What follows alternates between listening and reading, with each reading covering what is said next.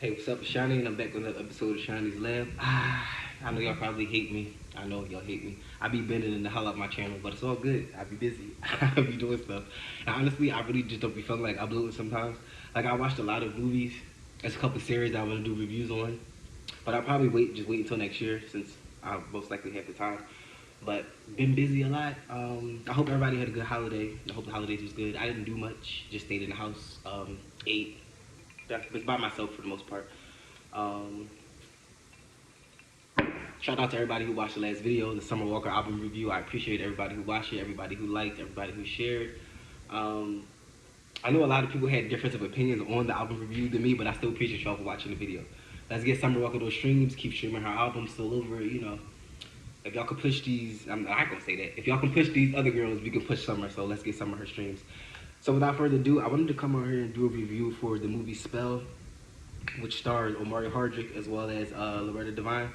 Now, what's interesting is this movie came out in 2020, um, October 30th, 2020, and it was done by Paramount Pictures. And so it's a supernatural horror slash thriller.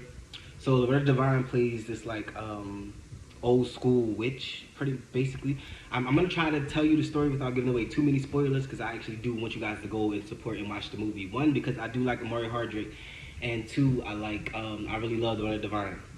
And the one thing I know about Omari Hardwick is that that's the reason why he's not on Power is because he was tired of playing the stereotypical black roles. You know, the drug dealer, the terrible black man. You know, the abuser.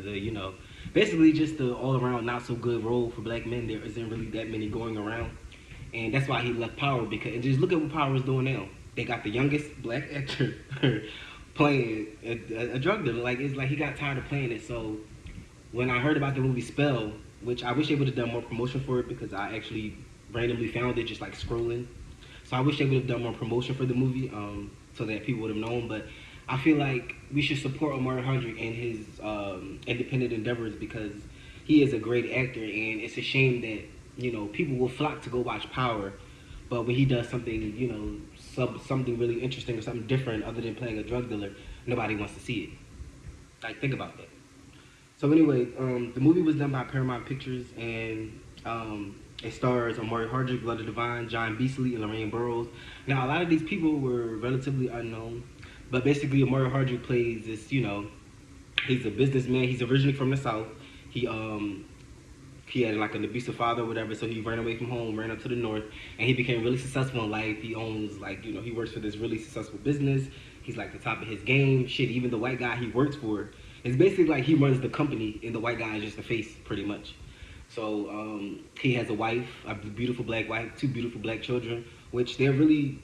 I really like that they added this into it because you don't see this a lot, but they were really like entitled and spoiled, which people don't think that black kids can be because of subtle racism, but they're actually really they were well-rounded kids, like well-spoken, well-dressed, of course, because they come from money, but it was interesting of him. It was interesting to see the dynamic between him and his wife argue about how they should discipline the kids, or because he grew up with an abusive father, and because his life was hard growing up, he didn't want his kids to go through that. So they basically kind of talk to him how they want to. They kind of do what they want. Like if you ask me, I would basically. It seems like they don't. I'm not gonna say they don't respect him, but he's one of those lenient parents, and based on personal experiences, that's how my mom was. My mom upbringing was a little rougher, so with me and my sister, we had like a lot more freedom.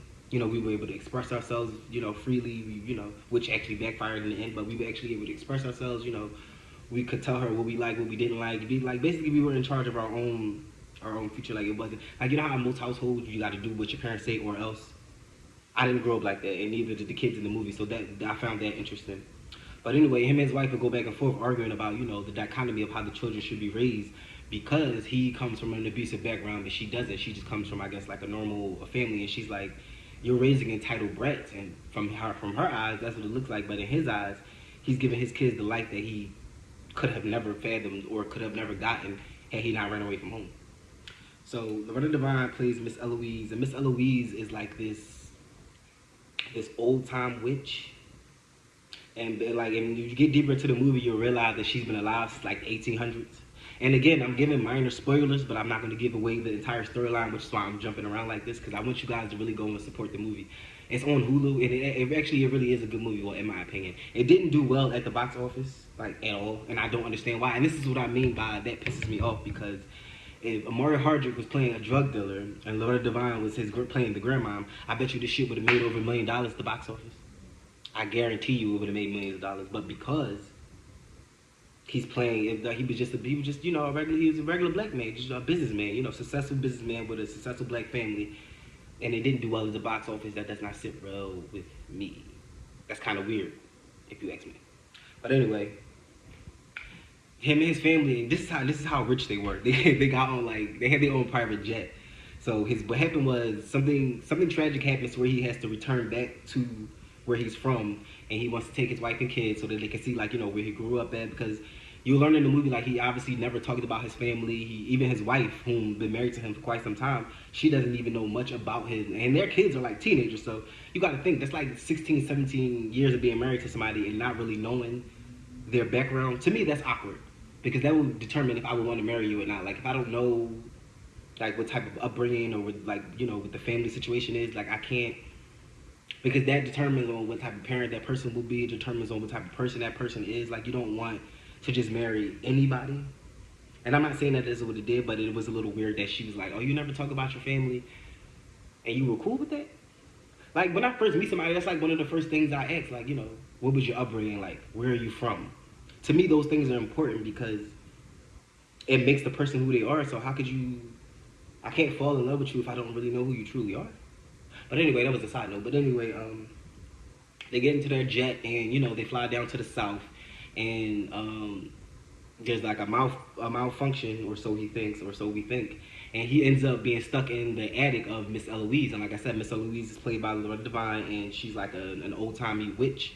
She's like, I could put you up, I could put you down. So basically, it's like it's Haitian voodoo. They're using elements of Haitian voodoo and voodoo, like a lot of spells, a lot of devil's breath. Like, it was really interesting. I do agree with some of the critics. Like, people were saying, like, the effects could have been better. Like, with this day and age and with the type of effects that we have and all that, they could have done way better with the effects. They could have done way better with showing Miss Eloise's magic. However, I still think that in detail it was a good movie. Could the storyline have been a little better too? Probably. It could have, it could have definitely fixed the storyline up a little bit. But for the most part, I do think that it was a really good movie, and I think it was great to see Omari Hardrick play someone other than a fucking drug dealer. Is all I'm saying. But anyway, a lot happens in this movie, but the one thing I took away from it was that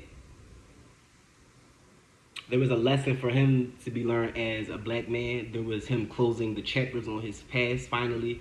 It was him, being able to do what his father couldn't do for him, which was save his own family. And I think that was what I really took away from it. Like, Miss Eloise being, a voodoo practitioner and a witch or whatever, that was interesting. And I feel like that was just a great spin on to what the director or whoever the writer was really trying to convey within the movie. I feel like they thought throwing in the magic element would make it more interesting. Which it did to me. Like, the magic part was interesting because you'll learn, like, it's not just Miss Eloise. Like I said, she's from, like, the 1800s, and she's been alive since then. And the movie takes place in present day. And not only is she old, but the entire fucking town, like, it's weird. The movie was weird, but it was still good. So if you're interested, definitely go check it out. Again, the movie is called Spell. It's on Hulu. I don't know what other platforms it's on because I watched it on Hulu. And again, it stars Omari Hardrick and Loretta Devine. And again, I know this review was kind of a little all over the place because I didn't want to give away too much. Because, like, again, I really want y'all to go and watch it. And watch it for yourselves and then come back, comment, let me know what you think. Let me know what you think.